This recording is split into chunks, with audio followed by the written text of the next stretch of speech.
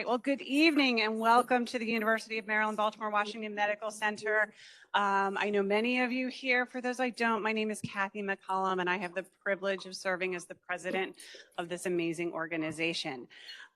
We are thrilled tonight to have the second annual speaker in the Courtney Lecture Series that is really the result of the generosity of Dr. Leo, Mrs. Liz Courtney, and their family. This room, this very incredible space, is part of their gift to this organization years ago. And when we opened this building and the Courtney Conference Center opened here, they said, we want to do something that is going to have lasting impact, and came up with the idea for this speaker series and bringing people who have a real impact on their communities, on the world, to come and share their experiences with our community. So thank you to both of you very much for allowing us to do. You know, and as BWMC celebrates this year our 60th anniversary and also our 25th anniversary of being part of the University of Maryland Medical System, I think it's really appropriate that our speaker tonight is a world-renowned trauma surgeon who leads, I would say, the most unique trauma system and trauma center, the R. Adams Cowley Shock Trauma Center at the University of Maryland, I would argue, in the world. And so without further ado, I'm going to introduce Dr. Leo Courtney, who is an orthopedic surgeon who trained under Dr. Cowley, to introduce Dr. Scalea. Thank you, Kathy. Yeah, it's a real pleasure tonight. We've always been excited about our speakers, but Liz and I are really excited to have Dr. Scalea give up his valuable time and come be with us tonight. If you lived in Maryland long enough, you know and heard about the R. Adams Cowley Shock Trauma Unit. It's the one of the foremost trauma units in the entire country. It treats anywhere up to 8,000 patients sometimes a year, of the sickest, most traumatized patients. And the amazing thing is their success rate. They have upwards of 96% success rate, which is just unheard of, especially years ago when I first went into training. The whole trauma system idea originated years and years ago, largely with Dr. R. Adams Cowley in the 1950s. And he spent a lot of time saying there has to be a better way to treat trauma. By 1960, he had talked the hospital into giving him a 4-bed unit in the main hospital. And as a medical student, I remember going there and seeing these patients who looked like they were all going to die, and which most of them did. And I do remember that the unit was affectionately called the death lab. And the reason it was a death lab is because at that time, if you had severe trauma, you were probably going to die. Fortunately, Dr. Cowley decided that had to change. So he spent his entire career, life, changing that whole concept. By 1970, he had convinced the system to build a 5-story, 32-bed unit for the study of trauma in the state of Maryland. In 1973 and 74, I was the chief resident in orthopedics and spent many, many nights with Dr. Cowley and his team, nights and weekends, taking care of those patients and watching what he and his team could accomplish. The thing I remember most about Dr. Cowley is that he never went home. He lived in that hospital. He slept there. He taught there. He met leaders of the community, the legislators, to get money for the system, and grew it and brought it up to the levels that it is even today. Because of his perseverance, in 1989, he opened a whole new state-of-the-art unit that had 8 stories and many more beds. That was in '89, and unfortunately 2 years later, Dr. Cowley did die at the age of 74. Well, that created a problem, and several years later, the system had to find a replacement. So a team was put together to find a replacement for Dr. Cowley. We all said, good luck with that. Who's going to find a surgeon who wants to work 80 to 100 hours a week, wants to spend his entire life working on a system, meeting with legislators, dealing with donors, teaching students, traveling around the world, giving lectures. Well, fortunately, they found Dr. Thomas Scalea in New York and somehow convinced him that this was a good idea. So he came to the system in 1997, and for the past 28, it's almost 29 years now, he has taken the reins and just done unbelievable things with the system. He has worked as hard, or probably harder than Dr. Cowley, in expanding the system, developing new techniques for treatment of trauma, continue to bring in donors, legislators, and interested parties into the system. Tonight, I was going to read to you the list of all his accomplishments for the last 29 years. Unfortunately, they only gave me 4 minutes to introduce him, and it's probably going to take a half an hour to read that list. So I think everybody, I hope you all got a list when you came in, and read over that list of the things he has done and accomplished. So it is really our honor and privilege tonight to present him, and I have to read all his titles. He is the R. Adams Cowley Shock Trauma Center System Chief for Critical Care Services. He's the Francis S. Kelly Distinguished Professor of Trauma Surgery. He's the Director of the Program in Trauma, University of Maryland School of Medicine. So give it up for me, and let's welcome Dr. Thomas Scalea.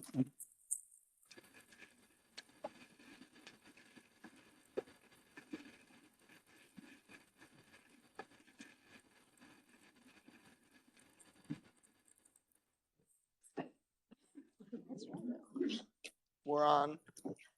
Sure are. And in a big way. Well, Dr. Scalea, thank you for being here with us tonight. My pleasure. I have to tell you, it's a little creepy seeing this many pictures of me looking at Well, we better dive in then real fast because we don't want to do that, but it is Halloween around that time. But listen, as we're so excited to have you here because you have created such a career in leadership, in the field of medicine, in trauma surgery, but also in resilience. And that's why we're really here tonight, right? We are here to talk about resilience. And so I want to kind of start there and kind of ground us all in key values that have really led you here. And I particularly want to start with actually a quote that your mother, you have said, really helped to shape those values. Your mother used to tell you, you do for others before you do for yours. Can you share how that philosophy has shaped not only your upbringing, but your approach to being a physician as well as a leader? Yeah, my mom lived to 99 and a half. She was the only reason I ever amounted to anything. When I wouldn't believe in myself, she would. And 5 years after her death, I still pick up the phone to call her and say, oh yeah, I guess I can't do that. She was she was about that big. She was a force of nature. You didn't cross my mom if you knew what you were, if you had any brains. And she, my father left when I was 9, I'm going to say. This is in the 50s, right? In the 50s, nobody left, right? You were miserable and you stayed married. That's the way it was. That's just the way it was. And he left ugly. And my mom raised 5 of us by herself. Never did a thing for herself, just always. And if she said that once, she said it 10,000 times to me. It was ingrained in our DNA that you do for others. And that has been my mantra for my entire life. And it remains my mantra today. People say, well, why'd you do that? I said, because they asked me. Why wouldn't they ask me? I could do it. Why wouldn't I do it? Not why should I, but why? Is there a reason I wouldn't? No, of course there's no reason I wouldn't. So I'll just do it. It's fine. There are 1,000 stories of things that I didn't, somebody said, could you do this? I go, yeah, I guess I could. And it turned out to open a door that wouldn't have opened if I hadn't done that. I met Professor Osvaldo Chiera. I'd been at work for 3 days and I was so tired. He knocks on the door. He said, could I talk to you? And I start to say, no, I'm I got to go home. I'm too tired. And I hear my mother getting ready to hit me in the back of the head. And from that single conversation, we created the Northern Italian trauma system that looks a lot like the Maryland system. And we took the potentially and definitely preventable deaths in Milan, 43%. It's unheard of. It is now 1%. Tens of thousands of people have lived because I didn't say I'm too tired, I got to go home. It's just one more thing. Why wouldn't you do that? And I think that's really important. The other thing that you shared too is just how important family is in helping you with that understanding, right? Helping you when you feel like maybe you can't do that next step to being there. How is your family playing a role in your resilience today and helping you to stay grounded and really take those next steps? Well, even after, my mom was the centerpiece for all of us. And when she left, we were really adrift, I think. But we figured it out, and we have created a way of doing things that it still includes her. It's just that she's not physically there. Every Monday night at 8:00, we all get on the phone every week. Never miss it. Well, as much as I never miss anything, I never miss it unless I'm in the operating room. I'm on that call, and we catch up. We just talk about dumb stuff, but it is it's our time, and we tell stories about my mom, and it's a real important thing. And by extension, the 600 people that are the shock trauma center, they're my family. I treat them exactly. Oh, Jesus. Harold, what are you doing?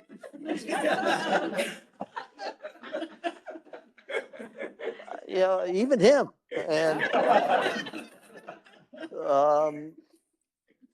And so I've created that place as just a big dysfunctional Italian family.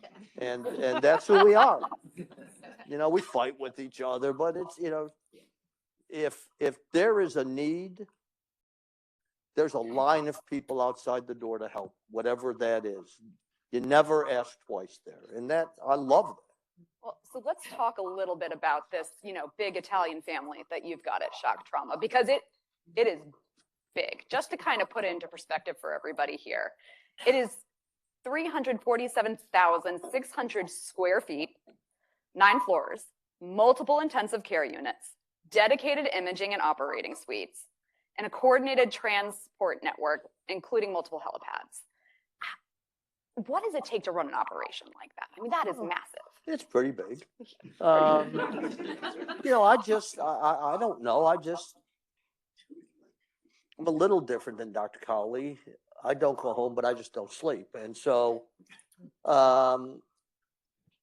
I have good people around me. I have been blessed with a group of people, faculty, the nursing staff is, oh my God, and the administrative staff is just wonderful. And I particularly as I have aged, I don't give up stuff very well, but I've learned to. And I've empowered people to go, you go do that. And they said, well, do you need me to, they'll call, and they'll say, okay. And then they'll call and say, is it okay if I do that? You're in charge of it now. You don't have to call me. Just don't screw it up.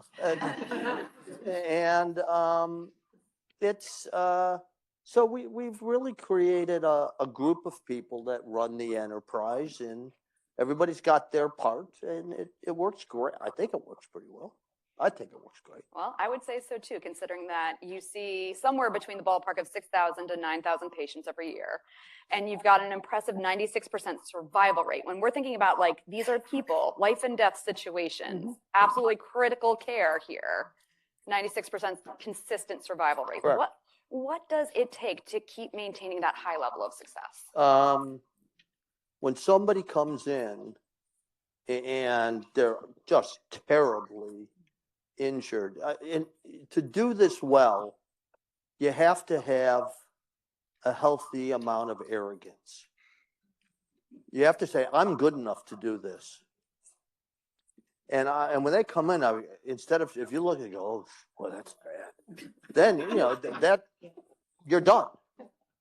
And I 100% believe that person's going to live right up until the time they don't. And that everybody's like that. Nobody, there isn't anything we won't do to save somebody's life. We make stuff up all the time. We do. I've never seen this, even at this point. And I say, I guess this is what we're going to do. This makes sense. It ought to work. Oh, well, it worked. Look at that. And everybody's like that. We think this crazy stuff up, and the people that really drive it, the nurses. I say, I'm kind of thinking, oh, well, we can do that. Yeah, we can do that. Let's do that. And, instead of saying, well, I don't know, it sounds kind of dumb. They go, yeah, we can do that. And the faculty, it's the same thing. And if you have that attitude, if you believe, and I mean, by God, you need to believe. If you really believe, then you do the impossible. And we do that every day. So talk to us a little bit about what that looks like. So you started shock trauma in 1997. Mm-hmm. What were some of those initial challenges that you faced, but what has significantly changed over the years as well? Oh, the medical technologies exploded, right? And the imaging techniques, when we're making rounds, I look at the residents and say, this is going to really scare you. But when I was a resident, we didn't have a CT scanner. Shockingly, not everybody died. You can actually practice medicine, but the bells and whistles are great. And so technology, particularly the ability to harness more minimally invasive techniques rather than opening everybody up and taking a look around, has revolutionized our ability to really do things well. Having said that, it is just so easy to get seduced by the worst thing that has ever happened to healthcare is the computer. It's awful. Everybody's sitting there tapping on the damn keys. Look up, the patient's there. And so being able to balance the technological advances with the incredible power of touch, which is a healing force, I absolutely believe that. In 1974, I met Patch Adams. Like the real guy, not Robin Williams in the movie. And he had such a profound effect on who I am and how I heal. And to this day, I walk in, I touch every patient that I see. And I think that you take the technology, you take the humanism, you meld them together in a way that makes sense. You care about people, just not for people. What could be bad? Works pretty well. So let's talk a little bit about the types of patients that you see, because I think one of the big things when we hear about shock trauma, we don't actually think about falls as the number one reason that people actually come to shock trauma. Yeah. So what is it about a fall that is particularly dangerous, and when do you need to seek trauma care for that? Well, what happened is medical care got pretty good. And particularly primary care. So people don't die of heart disease in their 50s very often anymore. There's screening, right? We have cancer screening. You get diagnosed early. And so the average age continues to go up. but the ceiling doesn't, right? You don't, who's the guy on the show in the morning that introduces the people that turned 100 years old? I don't remember his name. But you don't see 40 people on the screen because there's a shelf life to a body. But as that narrows, as people live longer and live better, injury becomes an incredibly important problem. And one of the things they do is they fall down. They break stuff, they got osteoporosis, they fall down, they break stuff. And those people, you go, yeah, come on, they fell down, they broke. Those people are medically really complicated because they have a lot of comorbidities and they're on a ton of medicine, and our phone rings because people say, yeah, you're going downtown. And we're happy to take care of them, but they are the most, they are some of the most complicated people that we care for. Now, one of the things that shock trauma has really coined is the concept of the golden hour. Mm-hmm. Can you talk and explain for the audience who may not be as familiar with that term, what that is and why is it such a critical period of time for a patient? It was a marketing term that Dr. Cowley made up. It was. Yeah, right? Yeah. He made it up. Yep. But it's a nice soundbite, golden hour, right? And it speaks to the time sensitivity of the disease. And the important thing to remember is that the clock starts ticking at the time of injury, not at the time of hospital arrival. And so the key here is to set up a system of care that allows you to get right, and the motto, right person, right place, right amount of time. Interesting, when that's been the Maryland motto for 50 years. And when the United States military went to Afghanistan and they needed to create these echelons of care, what was their motto? Right patient, right place, right amount of time. And so getting the patient to the right place as quickly as possible. If you get shot in the heart, you do not have 60 minutes. I'm here to tell you, that doesn't happen that way. Maybe you got 6.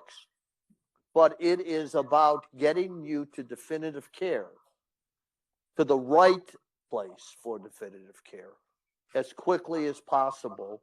And the Maryland system is the best example of that exists in the world.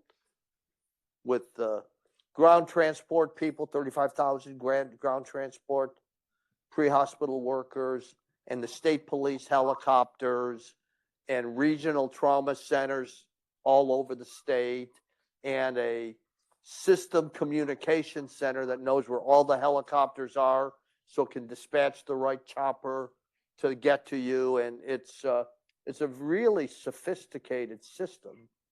And that's what the golden hour is about. It's about getting you there quickly. So you talked about the Maryland trauma system here. Can you talk to us a little bit about why is that so unique compared to what other states have? It's unique because we set it up when it was possible to set it up. We, not me.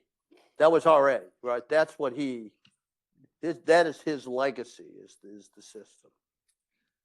And when he did it, he was in Korea and he stopped in Austria on the way home. And the Austrians had figured this out.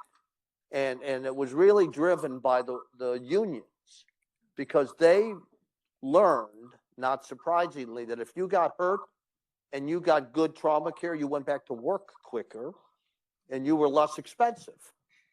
So that made sense to them, right? And so he saw that, he said, boy, that's kind of cool. And he brought the concept home and he went to work about creating this. Now, Maryland is the perfect place to do this. It's a geographically small state. It's got one real metropolitan area. And if you get the helicopters, they can fly over the mountains. They can fly over the water. Baltimore is sort of in the middle oh, it all works out pretty well.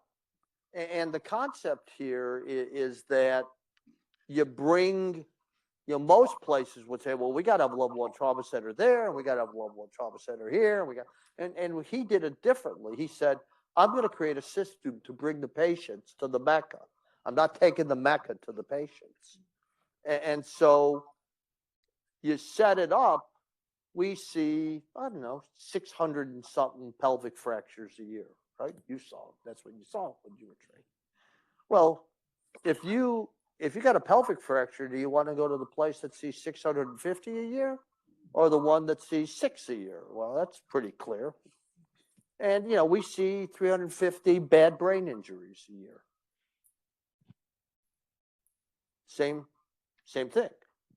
And I mean, the data on this is very clear that volume matters.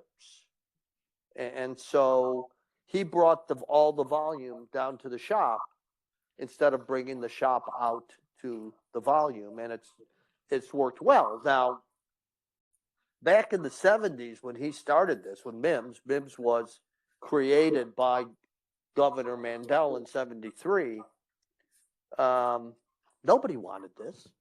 There was no argument over it. You want that stuff? You take it. Great. But, now the politics would be a lot harder. The finances would be a lot harder. But nobody in Maryland would ever think of dissolving the system. That would be crazy, right? I mean, that's why you pay taxes. So you could get the best trauma care that exists in the world. And let's talk a little bit about that trauma care, right? Because you're right, we have some of the best. In fact, there are 9 hospitals in the state of Maryland that are a part of the Maryland Trauma Center. Correct. 2 of them are here in the University of Maryland Medical System. There's UM Capital Region Medical Center at Largo, which is a level 2. Mm-hmm. Shock trauma is PARC designated, which is the highest trauma level you can achieve. The only one in the country. Only one in the country. What does that look like? How is that different than going to an emergency department? Because this is dedicated. These are dedicated services. When I am on call, if you go to any place else and you're injured, you're cared for by the guy on call that does general surgery, emergencies, and trauma. When I'm on call for trauma, by state statute, I can't do anything else. We have dedicated trauma operating rooms. We have dedicated trauma recovery rooms. We have dedicated trauma resuscitation bays. We have dedicated trauma ICU. And if you go, and this is great, if you go up to the 4th floor, which is the neurotrauma floor, and you walk into the ICU, that nurse will look at you and say, not that I'm an ICU nurse. She said, I am a neurotrauma ICU nurse. That's what I do.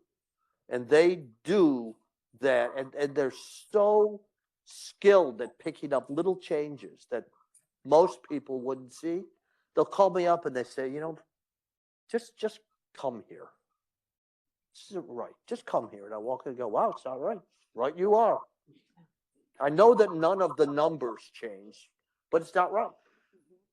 And I think you get that sensitivity from seeing 65 or 7,500 patients a year. Sick patients. Now let's talk about that because, and I want to actually take us back a little bit, in part because we've got students here in this audience. I think if I'm looking around the room here, we've got Cat North, we've got Severn Run, we've got maybe some Severna Park High here. So we've got a lot of folks that are very interested in this field. But I got to be honest with you. I've heard that wasn't necessarily your case. No, not me. Yeah. I heard that actually you only got to medical school on a dare. That is true. Tell me about it. The last thing I said to my mom, she said, when I was leaving to go to college, everything I've done by accident. She said, do you have any idea of what you're going to do? I said, I know what I'm not going to do, and that's medicine. And I meandered through college. I was at the University of Virginia, and I was an Eccles scholar. I'm still not sure how I got in. So I didn't need a major. So I'm just taking courses. And I get to my last year, and I take this experimental psychology course. And so for the first time, but everything follows after this, I met this guy, and he inspired me. I want to be that guy. So I went up to him and said, I want to be you. And he said, fine, you come, you'll be in my lab, you'll be my graduate student. I said, that's great. I graduated in January. That would be 6 months late, not 6 months early. And I'm working in a factory. I applied to 3 medical schools on a dare, but you can't get in. I bet I can. And I'm working in this factory, and I get rejected from graduate school. So I called this guy up. I said, remember me? And he said, yeah, things changed. I guess I should have called you. Yeah, that would have been better. And the next day I got into medical school. So I contemplated my options, factory, medical school. Medical school seemed like a pretty good idea. And everything has been since then. I never wanted to do surgery, hated surgery. Started in internal medicine. Why did I do medicine? Because I wanted to be this guy. Barry Fowler, he's still practicing pulmonary critical care guy. I spent a month with him in the medical ICU, and yeah, I'll tell the story. We worked 40 hours on, 8 hours off for a month. Loved it. I would have worked 48 on, 0 off if they'd let me. And in the middle of the night, we get stat paged to the respiratory unit. We go running over, and he had this big handlebar mustache, which started to twitch when things got a little, and we go running in, and there's this poor guy who needs to get intubated, get put on a breathing machine, but he's got no IV, so we can't give him any sedation to put the tube in. And we go running in, the nurses can't get one in. And they, it's like the pros from Dover are here, right? Everybody steps back. And Barry looks at me and he goes, you better put an IV in that guy or he's going to die. Turns around, walks out of the room. Yeah. Family friendly. Hurry. So I put an IV in him. It was the first life I saved. It was August 1977. I'll never forget that night. And I wanted to be that guy, right? But then they tried to make me into a primary care doctor. I didn't want to be a primary care doctor. So I picked surgery because it was the only thing that was left. I kind of checked off the box. And I guess I'm going to do surgery. I don't like anything else, so why not? I'll do that. And I met this guy. I wanted to be a transplanter because first thing I did as a surgery resident was transplant. I said, I want to be this guy, Richard Burleson. I still have his picture in my office. And he got lung cancer and died when I was a chief resident. I didn't want to work with anybody else. I wanted to work with him. So I was the 15th of May. I was unemployed. I didn't have a job. 6 weeks later, I had no job. And I didn't know what I was going to do. And I got a call that's from one of my old professors who said, we have this fellowship. Somebody just quit. You want a job? Unemployed fellowship. Fellowship sounded like a pretty good idea, and that's how I started all this. Well, and now you have become that mentor to hundreds and thousands of residents and fellows as well.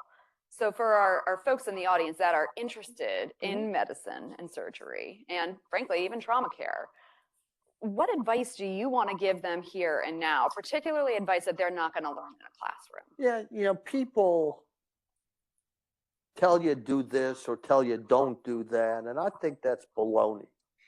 You should tell all those people to go away. You should do what you love. And going to medical school was the best decision. I guess I made it as a decision, right? But it was the best decision of my life. It was great. And where else do you get to heal? Where else do you get to cure? Where else do you get to reduce suffering? I can't imagine anything that's better than doing this. Now, I do it my way. You don't have to do it my way. I don't care. Do what you love.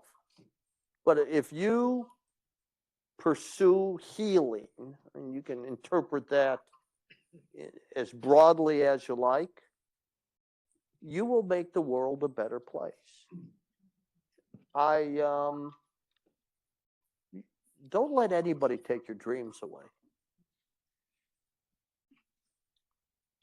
You go do what you do. It'll be great. Whatever you decide to do, it'll be great. And I think that's really important. When you think about the work that you are doing with building that next generation of medical providers, what are some of the things that you really want them to take away from you? Because it's very clear that you've had mentors, that you've taken pieces of what they've shared with you, and you've brought that with you. What do you want them to take away from you? You have to really care. I can teach stupid. I can't teach caring. And that's the only thing. There are two things that will send me to the moon: not caring about a patient or being lazy. It's a bad way to start. And I think that you remember, it's not possible for me to have a bad day. The people in the bed, they're having a bad day. I'm having a great day. I'm standing up. I've got my clothes on. Those people are lying in a bed in a hospital gown. They're having a bad day. And I think that, before it became fashionable, every patient I saw, I would drag a chair into the room. I would sit down. I would put my eyes on their level. I am not talking down. I am now talking to. And I would hold their hand and I would just listen. You find out all sorts of stuff about people if you just go in and listen to them. Not that long ago, try to keep this anonymous. I'm taking care of this guy, and I walk in, I say, wow, he looks familiar to me. I don't know who he is. So I just sit down and I just start talking to him. And it turned out that he was the assistant basketball coach for a team not so far from here that won the NCAA tournament in, I don't know, somewhere in the 1980s. I remembered him because I saw him on TV. I'm a big college basketball fan. I said, wow, I always wanted to meet you. They were a good team. They were really good. And so, but I wouldn't have, if I'd run in and say, do you feel okay? You feel okay? All right, fine. I'll see you tomorrow. I would have missed that opportunity. And I think that's a shame. I mean, that's the essence of medicine. That's the essence of caring. And I just, the computer's the worst thing we've ever done to healing. The worst thing. So you say that, but in 2023, you got a significant grant to look at some real-time data using those computers. Yeah. With the goal of trying to improve our ability to handle mass casualty events. So as much as you don't like that computer, can you please tell me how you're using it? Yeah, what we are process? trying to do is we are trying to predict.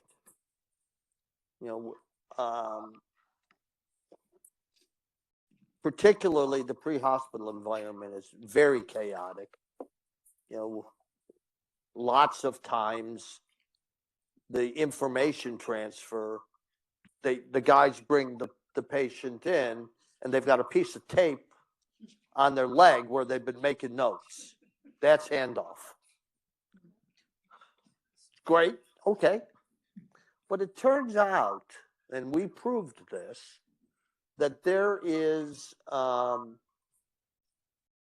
if you take the data from the pre-hospital environment, you can predict, not necessarily a single data point, but if you analyze the waveforms of the various things that are available, you can predict who's going to need to be transfused.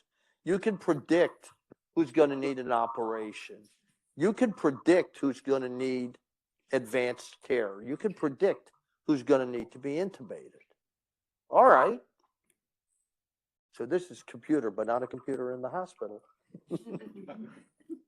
So what we want to do is we want to be able to harness this data, and we just got another big grant from the Air Force, Liz Powell did, that is now on the helicopters.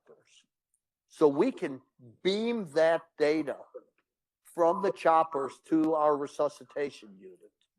It's not ready for prime time yet, but it will be soon. So we will know as the patients are on their way in, we will be able to, I won't be able to look at the curves, but the computer will tell me which of those patients I need to, you know, so if I've got 5 or 6 coming in at once, you know, it's ding, ding, ding, ding, ding. This is guy's the winner. And I will, you know, deploy more assets over in that direction than the other direction. So that, I think, the power of information processing that's infinite. And we want to be, we want to be a part of that conversation, and we have this. Now, I want to go on something that you just said there, because you talked about your relationship with the military. And one of the things that you are very passionate about is not just caring for the patients that come in through shock trauma, but actually doing community education events, right? Educating different groups so that way everybody can play a role here in care. Yeah. And you have specifically worked with the military medical personnel through CSTARS, the Centers for the Sustainment of Trauma and Readiness.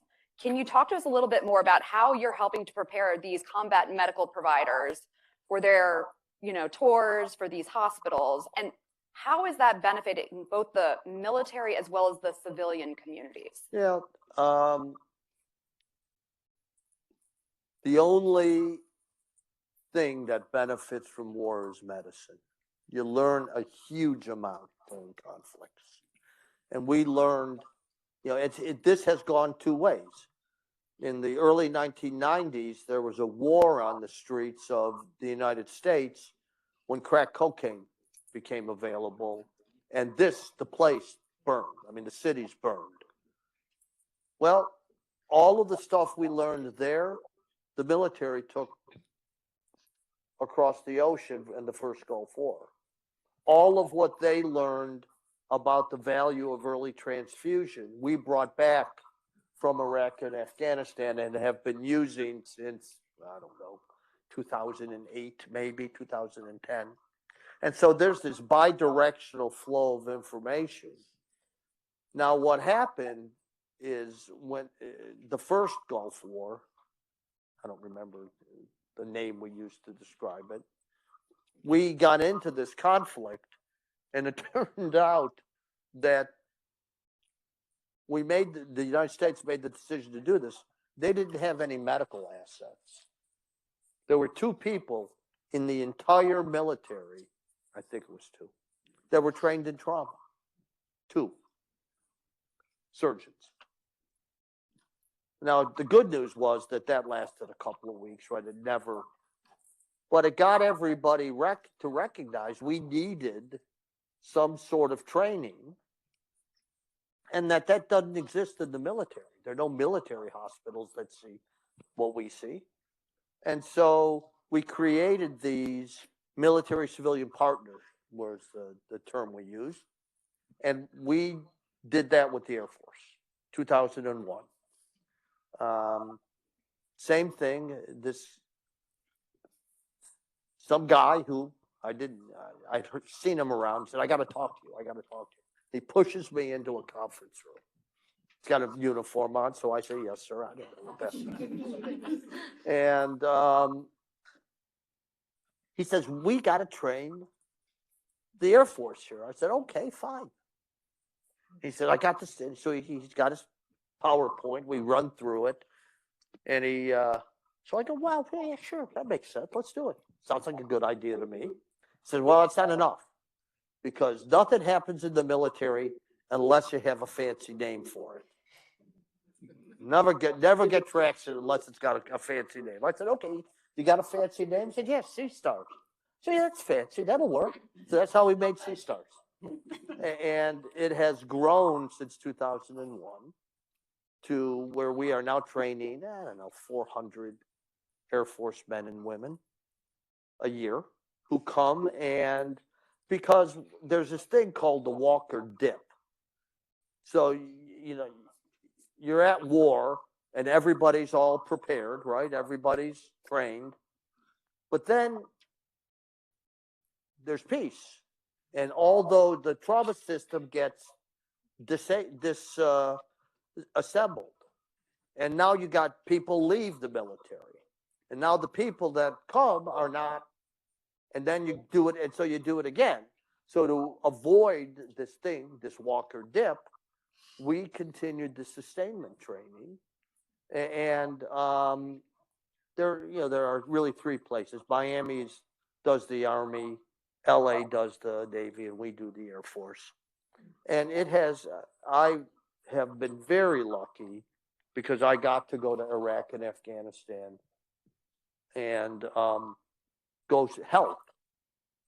And every time I would land in Afghanistan and I'd come off the plane, everybody would come out and a bunch of people would come running up. You remember me?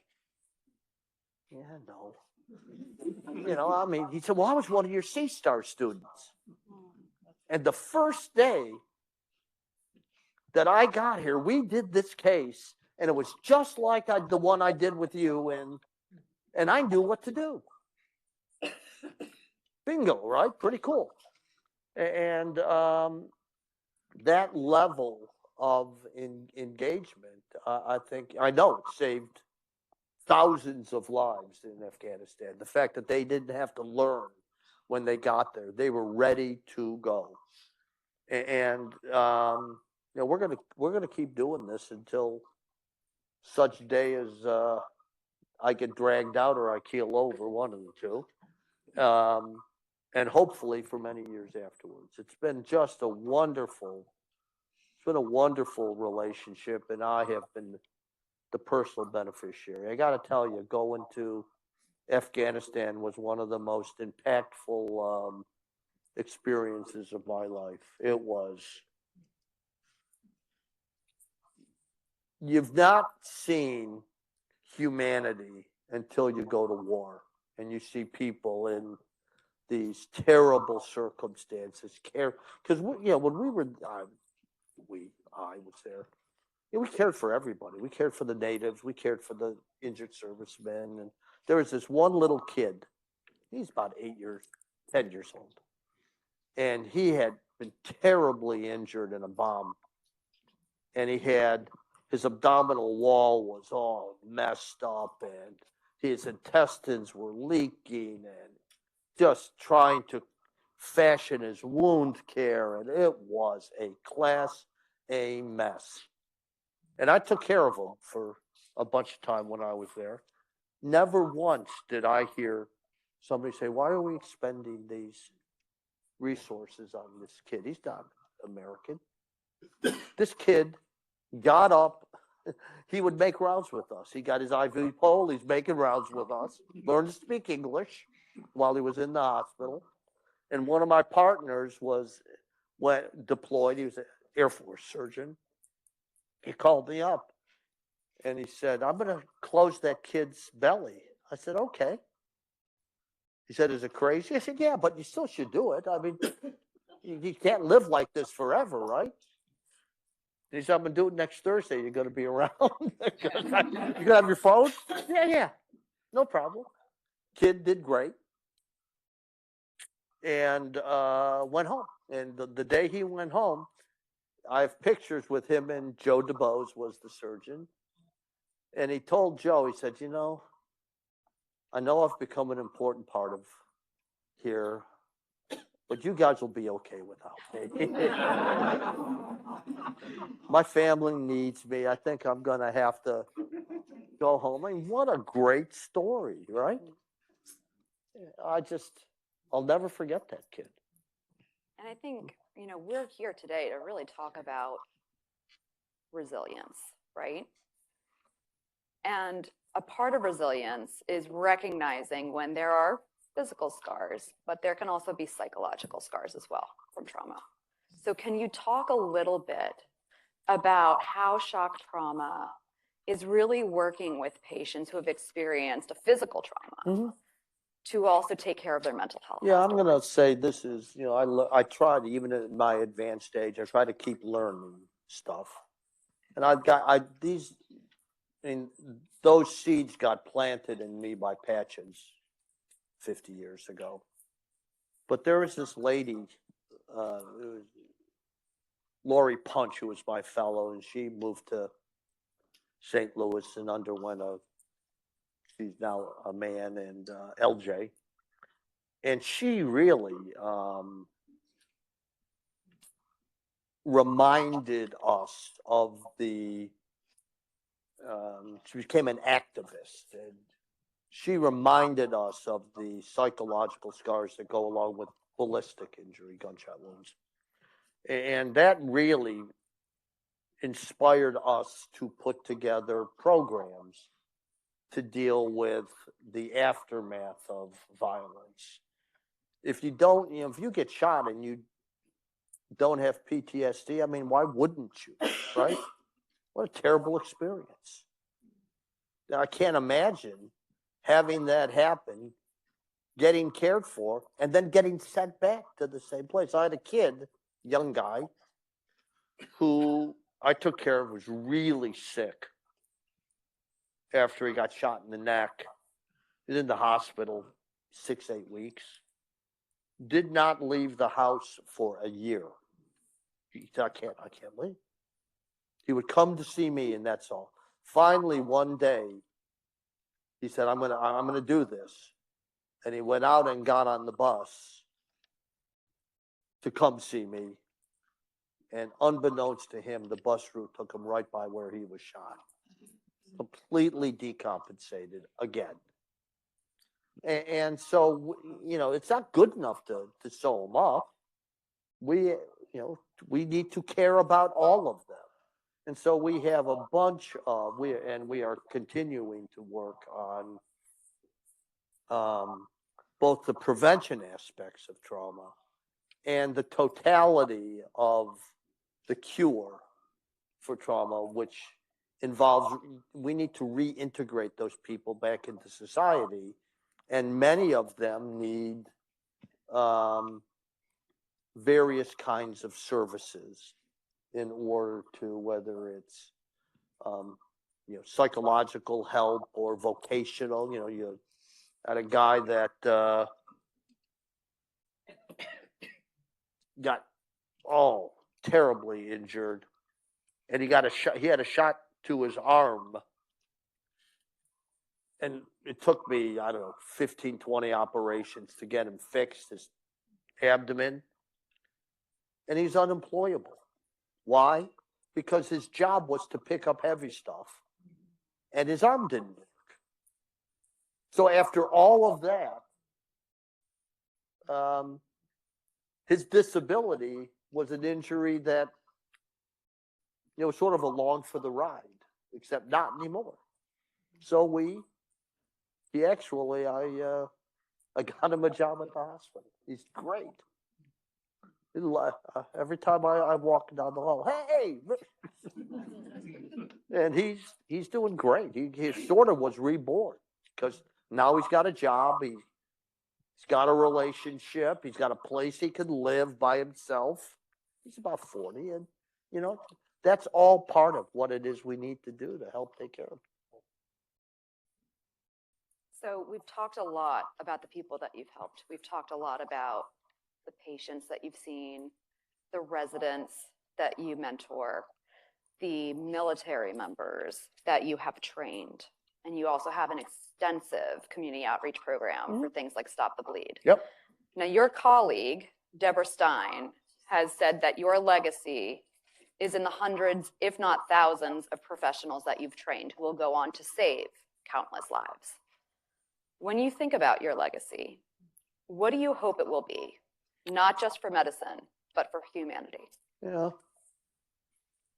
I don't know. You know, I think that we were put on earth to do good. Pretty simple. I can't remember a lot of stuff anymore now that I'm old, but I can remember that. And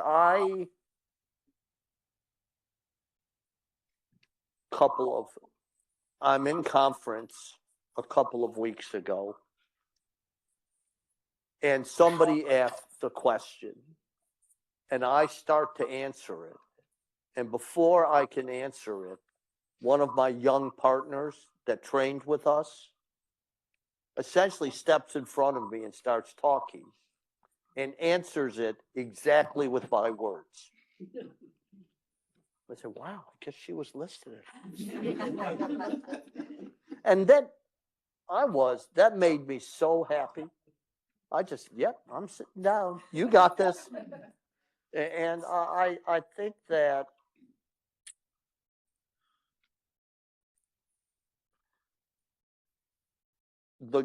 of all of the things that I do, I think that what I want people to look at me and say, I want to be that guy. I want to be that guy. That guy's cool. I want his job. And you know, I don't spend a lot of time thinking about this legacy stuff. Kind of busy, and so but in the final analysis, I want people to say the world was a better place because he was here. And if I do that by the thousands of people, you know, I have this expression I use. We lost one of my partners at way too early. And a guy named David Feliciano lived not so far from here. David was one of the best known trauma surgeons in the world. And I was lucky enough to recruit him 10 years ago to come be our partner. And all the time in conference, I quote him. And what I say when people, well, why do you, said, as long as we speak his name, he will live forever. And if that is what I can accomplish, and people will take what I have taught them and go out and, you know, as I tell the stories of my mentors, they tell the stories of me, that I'll live forever too. Well, here's the good news. I think there's a few people in this audience that would really love to know a little bit more about you because they'd like to be you. So if anybody has a question, aside from me, because I've got more, but I'd prefer to hear from you guys. Let's go. Yeah. Hello. Hi, Dr. Scalea. And I just want to say, I don't know what your name is, the interviewer, but you are doing an amazing job at interviewing. And yeah, I'm loving that. So can you all hear me? Yep. Really soft spoken. So my name is Crystal Gonzalez, and July 2nd, 2023, I lost my daughter, Aliyah, to, I think this is, You can hear me? Yeah. Good. Well, I'll project. I'll do that. July 2nd, 2023, I lost my daughter, Aaliyah, in the largest mass shooting in Baltimore, the Brooklyn Day shooting. 30 people were shot that day, 2 people passed. And I'm mentioning that because through my work, I host a series called The Survivor's Voice. And I've been interviewing a lot of survivor moms. And survivor moms are moms I identify as mothers who are surviving their children. And I cannot tell you the amount of times that my guests would say, and when Dr. Scalea came in the room and they just crumbled because they lost their child, and you had to deliver that news to them. I deal with a lot of broken hearts, but I cannot imagine the seat that you have with trying to save their babies and then having to come into the room. And I will tell you, it has been nothing but great words that they've said. Even in the darkest of hours, you have extended that compassion, and that really speaks to the heart of a man. And so I wanted to make sure I mentioned that to you tonight, because I hear you say, what will your legacy be? Saving all of these lives. Well, even the lives that have been lost, your name is still being mentioned in a great, great way. Thank you. So I wanted to make sure.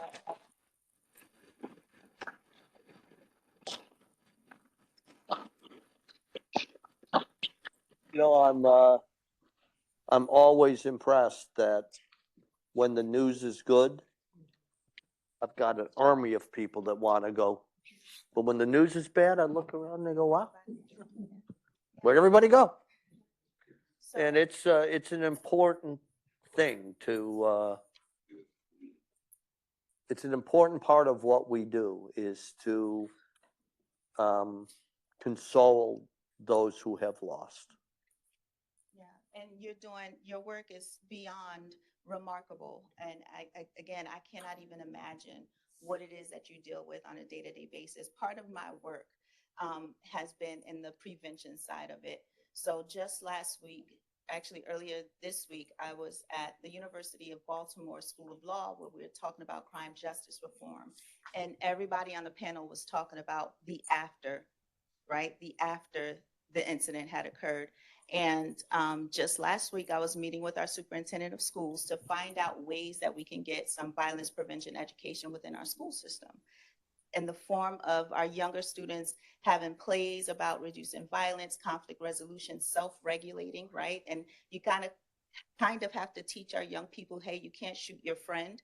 It sounds really funny when I say it that way, but if your friend pisses you off one day and you go home and there's access to guns because grandma has a gun, mom's boyfriend has a gun, and you bring this gun to school for a temporary feeling that you've had and your friend pissed you off, now you cause a permanent effect, right? So my question is, I'm finally getting to that. My question is, as we bring these programs within a school system for our older students, and we talked about this many times in many different rooms, about doing tours to shock trauma, having panelists come into the school Sure. for our assemblies. Is that something that University? Doors wide open. Yes. Doors wide open. Well, thank you. I am available. Thank you. And I'll definitely reach out to you. I'm easy to find. Thank you. I just have a question on polytrauma. Mhm. Just from personal experience, my brother last year suffered polytrauma in California on a bicycle accident, hit by a car. My first words were, I wish he was in Baltimore. But when they present to you, like, how do you go about, how do you teach your colleagues, and how do you come together as a team to treat the worst part of the trauma? Now, my brother had a hemothorax, a pneumothorax, multiple rib fractures, fractured skull, base of skull, temple, blew out his eye, 3 brain bleeds. Like, how do you walk in that room and go, okay, what do we do first? How do we save this man? Yeah, it's a, you know, the term I use, because if you're not if you're not in the business, it looks like a bunch of people running around that are crazy, right? They're just, and the term I use to describe it is it's the organized ballet of chaos. And it's actually not that hard. You know, there's a series of things that you do in order. And fortunately, it's easy to remember because it's A, B, C, D, E. And so now, you know, it gets more complicated the more things are broken. But I think, you know, we go back to, and it's the thing that is the most important is, as I am so fond of saying, this is not a democracy. I am in charge. Everybody's going to do what I tell them to do. Or, you know, if somebody else is working that day. And so it really resides with central command. And then, and when I'm doing this, I stand back because I need the perspective of the whole bed. If I hone in on something, so I deploy my assets to do stuff, but I run the show. And you have to do that from the perspective of the end of the bed, not in the middle of the weeds. And if I'm going to get in the weeds, I hand the responsibility off to somebody else to survey the landscape and do it. And then there's you know, we do this so often, it's pretty automatized, frankly. You know, we do it the same way every time. Now I say, you know, Way you'd come in and you say, Yeah. okay, is the brain trauma gonna outweigh the Yeah. trauma, and we work on. yeah, do this, do this, do this, do this, bang, let's go. And it's you know, as I said, we do this 7,000 times a year, so it's 20 times a day. We get it. You get the, you know, the rhythm is a lot the same.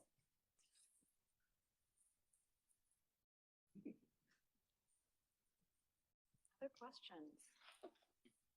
I can't believe you're going to be quiet here. Got one over there. Dr. Scalea, what is your personal place of peace after seeing so much trauma on a day-to-day basis?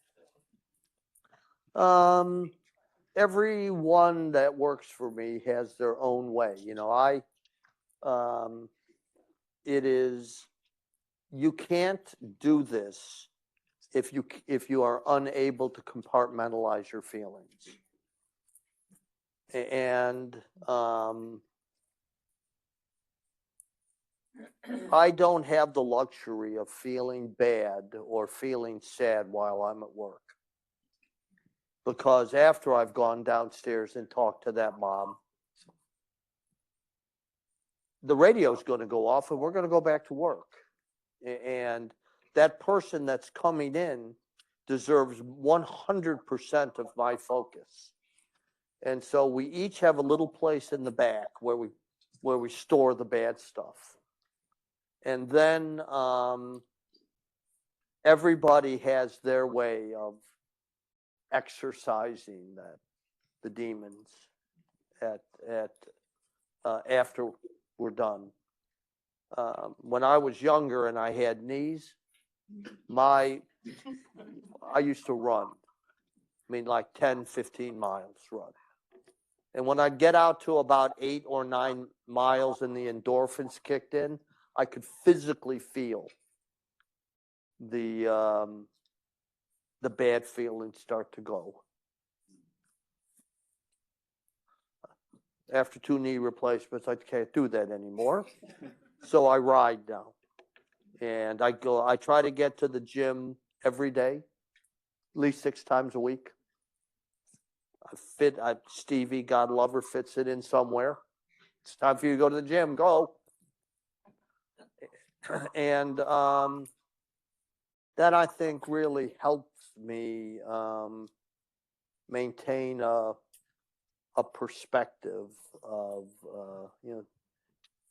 vigorous exercise is for me. But other people have other ways of doing it. But that's how I do it.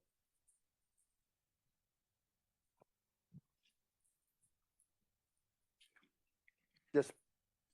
Earlier you said that when you see patients, you talk to them to try to like connect with the patient. but like patients going through such traumatic experiences probably just want to be alone or not talk at all. So how do you start conversations with them? That's actually not as true as you would think, or you might think. Yeah, sometimes people don't want to talk, and I'm all right, fine, I'll come back. I'm not going anywhere. But eventually, almost everybody needs to, they need to ask, they need information, and that I find to be a great opportunity. What did my test show? Everybody wants to know that. And that's a pretty convenient time to say, okay, now let's just kind of essay. Now I don't care so much about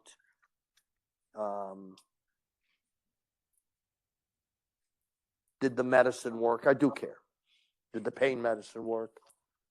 But I'm now more interested in knowing what you're going through, knowing how you're really feeling, not that your leg hurts. And most people will, if you give them that opportunity, if you make them feel safe, then they will tell you a lot of stuff. And I think that's great. I think that that's a real opportunity to get to know kind of what makes them tick. Well, Dr. Scalea, we want to thank you for being here today. I want to actually ask Kathy Burke to come on up real fast from our BWMC Foundation, who helped to support this event today. Okay, for those of you who asked and who don't know, this is Lisa Broadhead, our marketing director, and this is the second interview she's done. She did Cowley last year for first Courtney Speaker Series, and she's done an amazing job. So,